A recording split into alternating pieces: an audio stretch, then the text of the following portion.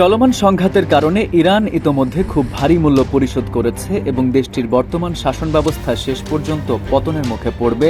Iran যুদ্ধে অর্জন প্রসঙ্গে বেনিয়ামিন নেতানিয়াহু এ মন্তব্য করেছেন। সামাজিক যোগাযোগ মাধ্যম এক্সে দেওয়া এক পোস্টে নেতানিয়াহু বলেন, ইরান ইতোমধ্যে যে মূল্য দিয়েছে তা অত্যন্ত ভারী। ইরানের সন্ত্রাসের এই শাসনের ভিত্তি নড়ে গেছে। ইসরায়েলের প্রধানমন্ত্রী আরও বলেন, এটি আর কখনো আগের অবস্থায় ফিরে যাবে না। আমি আপনাদের বলছি, এই শাসন ব্যবস্থার পতন অনিবার্য। নেতানিয়াহুর এই মন্তব্য এমন এক সময়ে এলো যখন ইসরায়েল ও ইরানকে ঘিরে আঞ্চলিক উত্তেজনা এবং কূটনৈতিক তৎপরতা অব্যাহত রয়েছে। ইরানের পক্ষ থেকে নেতানিয়াহুর এই বক্তব্যের সরাসরি তাৎক্ষণিক কোনো প্রতিক্রিয়া পাওয়া যায়নি।